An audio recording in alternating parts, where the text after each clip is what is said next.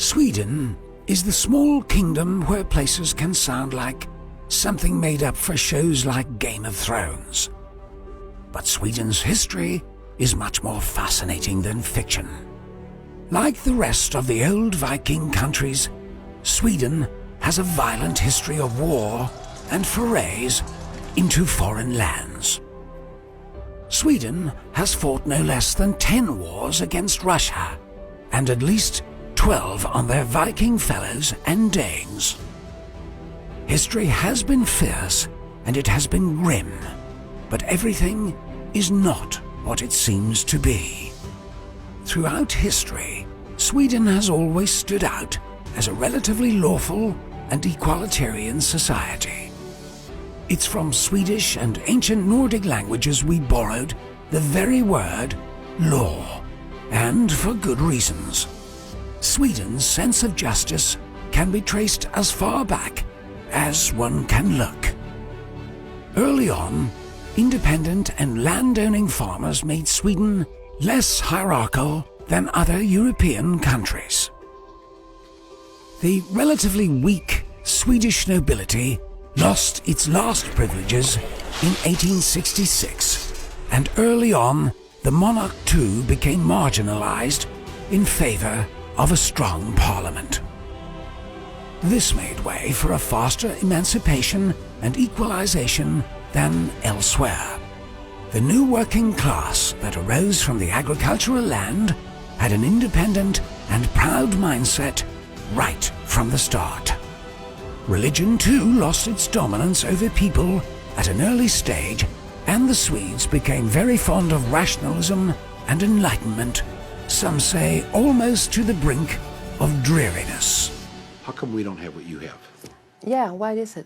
Yeah, why is it? Because you're not better than us. You used to invade countries 1,000 years ago and pillage and rape and plunder and, you know, seriously, I mean, you were like some badass, really bad dudes.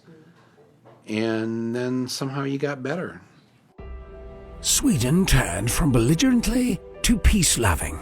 Today, Sweden held a stunning peacetime world record of over 200 years, and this has made humanism and tolerance into Swedish virtues and to a great deal of their national pride and identity. Some would argue to the brink of self-righteousness, but common sense ruled, and populism and fact-repellent political ideas never got mount in modern Sweden. But 100 years ago, Sweden was one of the poorest countries in Europe. It was still a repressive and unequal society. At the start, industrialization came slowly to Sweden. But Swedish pragmatism kept them out of 2 world wars. The rest of the 20th century is a fortune saga. The same pragmatism also kept peace between the social partners in the labor market. World-famous inventions and rich natural sources also helped the Swedish industry to grow at great speed. In the sparsely populated woodland of Sweden, such an industrial revolution set an intense labor migration. Hundreds of thousands of refugees and blue-collar workers found a safe haven and their income in Sweden. This gradually transformed Sweden into a rich, multicultural society.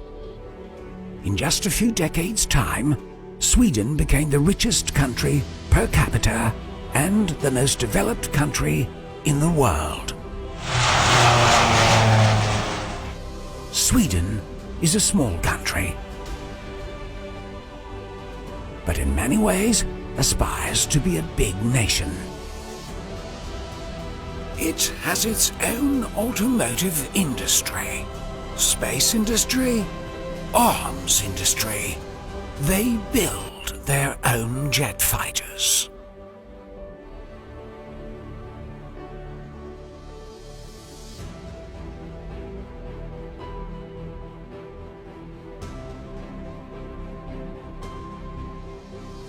Since 1954, Sweden is a nuclear nation. For many decades, Sweden was the world's #1 ships manufacturer. Sweden develops and manufactures pharmaceuticals, telecom systems, and much more. From the 50s to the 70s, Sweden was a superpower in miniature. For a while, Sweden held the world's third strongest air force after USA and the Soviets. Not so bad for a people of merely 8 million. The labor movement with the Social Democrats and the unions grew strong like in no other country, and they managed to hold the political power for many decades. Sweden established their very own kind of welfare state with the world's highest social security. It also grew to be the most gender-equal state on earth. In the 80s, Sweden's living standards were unprecedented, and it seemed like nothing could ever stop them. Until one cold February night in 1986, 2 gunshots rang out in downtown Stockholm. Prime Minister and the very architect of Sweden's feministic and tolerant welfare state, Olof Palme, was killed by an unknown assassin who disappeared up the street, never to be traced again.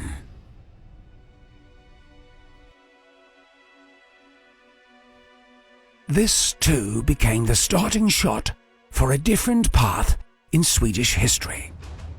At the time, all various fascist elements was completely marginalized.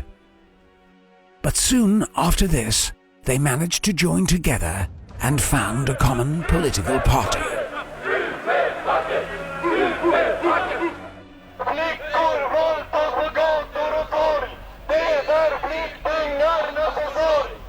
About 20 years later, this party entered the parliament, the Sweden Democrats.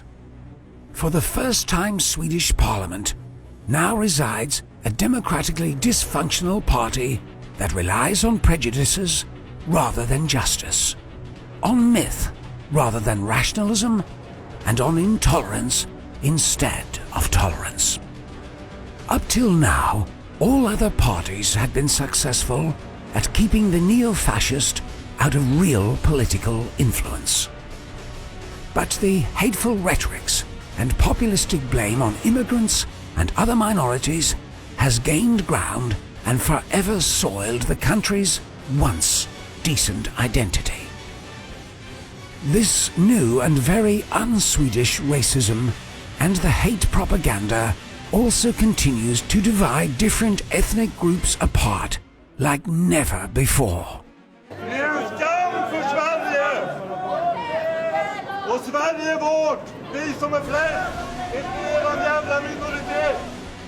Because what racists preach, if preached successfully, inevitably becomes a self-fulfilling prophecy.